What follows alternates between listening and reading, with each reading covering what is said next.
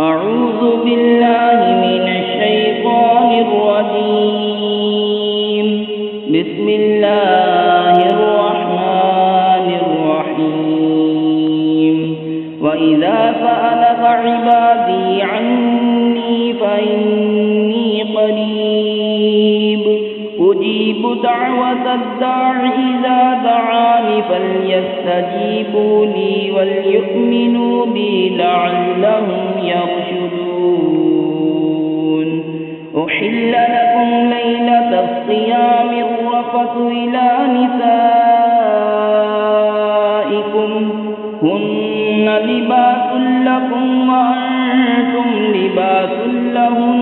علم الله أنكم كنتم تختانون أنفسكم فتاب عليكم وعفى عنكم فالآن باشروهن وابتغوا ما كتب الله لكم وكلوا واشربوا حتى يتبين لكم الخيط الأبيض من الخيط الأسود من الفجر ثم أتموا الصيام إلى الليل ولا تباشروهن وأنتم عاكفون في المساجد تلك حدود الله فلا تقربوها كذلك يبين الله آياته للناس لعلهم يتقون.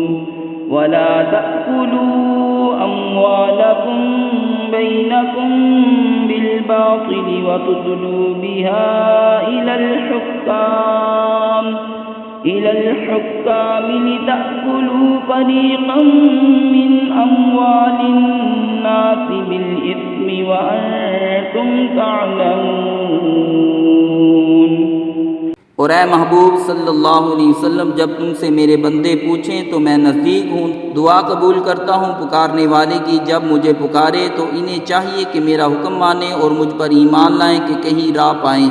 روزوں کی راتوں میں اپنی عورتوں کے پاس جانا تمہارے لیے حلال ہوا، وہ تمہاری لباس ہیں اور تم ان کے لباس. اللہ نے جانا کہ تم اپنی جانوں کو خیانت میں ڈالتے تھے تو اس نے تمہاری توبہ قبول کی اور تمہیں معاف فرمایا. تو اب ان سے صحبت کرو اور طلب کرو جو اللہ نے تمہارے نصیب میں لکھا ہو، اور کھاؤ اور پیو یہاں تک کہ تمہارے لیے ظاہر ہو جائے سفیدی کا ڈورا سیاہی کے ڈورے سے پھٹ کر. پھر رات آنے تک روزے پورے کرو اور عورتوں کو ہاتھ نہ لگاؤ جب تم مسجدوں میں اعتکاف سے ہو. یہ اللہ کی حدیں ہیں، ان کے پاس نہ جاؤ. اللہ یوں ہی بیان کرتا ہے لوگوں سے اپنی آیتیں کہ کہیں انہیں پرہیزگاری ملے. اور آپس میں ایک دوسرے کا مال نہ حق نہ کھاؤ اور نہ حاکموں کے پاس ان کا مقدمہ اس لیے پہنچاؤ کہ لوگوں کا کچھ مال ناجائز طور پر کھا لو جان بوجھ کر. صدق اللہ العظیم.